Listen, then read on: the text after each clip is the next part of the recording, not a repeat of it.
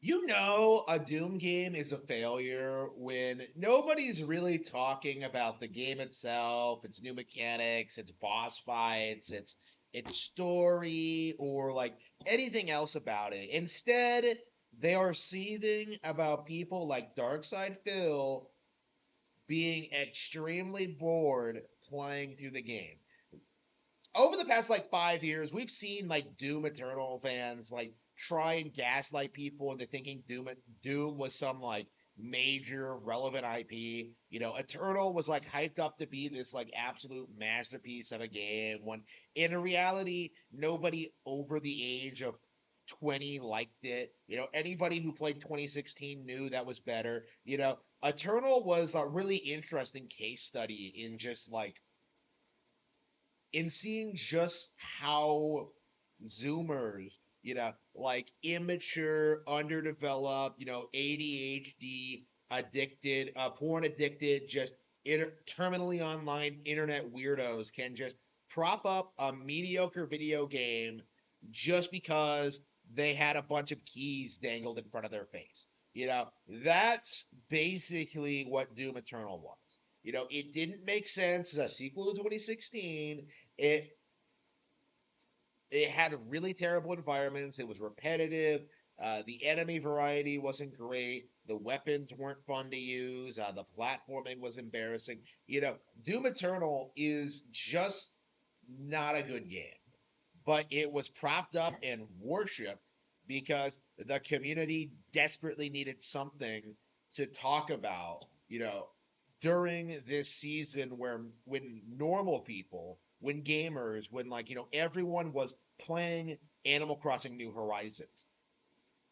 Like Doom Eternal was never that big of a deal, and yet it was propped up and worshipped among certain communities because they had nothing else to play, right?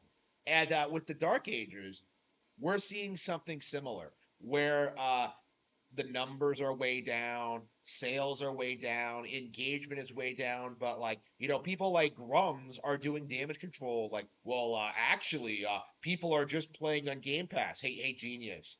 That's an indication of how the Game Pass model is a failure. If it's actively impacting sales, that means that Doom the Dark Ages is is not successful.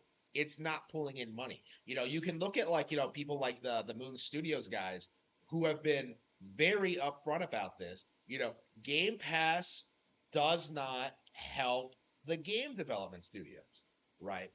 Game Pass is bleeding money and is not in any way successful. Like using it as a crutch to kind of justify, um, titles like pretend that like games like Pow World or Doom the Dark Ages are doing well is just this massive boat anchor around the industry. Like we're at the point now where the industry has this get out of jail free card when it comes to games like this underperforming. Like, oh, well, people are playing it on Game Pass, but Game Pass is clearly a declining subscription service.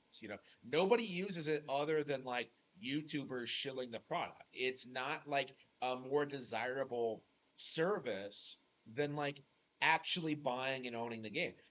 Like 3 months of Game Pass, like it's like what, like that'd be like what, $45? Like you can buy a lot of games for cheaper than that. Anything older than like a couple of months, you can get like you can buy straight up like cheaper than that. Like Hollow Knight is 15. So like, why exactly would I pay $15 a month on Xbox Game Pass when I could just buy the game on any platform, own it for 15 bucks, and then like spend 80 hours just trying to beat those like gauntlets at the end. Like I like there's no benefit to Xbox Game Pass. You can try and like gaslight people like, oh, but there's so much selection though. But you're not gonna have time to play all those games. And if you're like me, who have been playing who have been playing all these games for the past like 20 years or so, like you own them already and like the service has no benefit to you. That's kind of like my view on Game Pass. Like, what benefit do I get by subscribing to Game Pass? Like this clearly was like an experiment, an attempt at like, keeping the Xbox brand relevant after the hardware just goes completely bust, right? Like we've all known that Xbox has been failing since like the Xbox One was announced, but this like the subscription service thing, Game Pass is like one of the biggest hopes in the entire industry, especially considering you have a much more successful version of it on Nintendo consoles with Nintendo Switch Online. But with that, the community is pretending that it's some massive failure and that it's not doing well at all, when in reality it's way better handled than Xbox Game Pass, because Nintendo knows to keep a distinction between modern titles, which they can continue to sell at full price, versus like older titles that people don't necessarily want to pay full price for. Stuff like the old NES sports games and like some puzzle games and stuff like that. Like these games clearly have an audience, but not necessarily one that would like want to shell out like $5 on an eShop or whatever. Like I remember what it was like in the Wii U era, like seeing like Mario, Zelda, and Metroid dominate like Nintendo eShop charts like every week, because like that's what the vast majority of people were getting into and playing, because like these franchises are so iconic and have so many entries. Like even if like the most popular entry gets knocked off, another one is just going to take its place.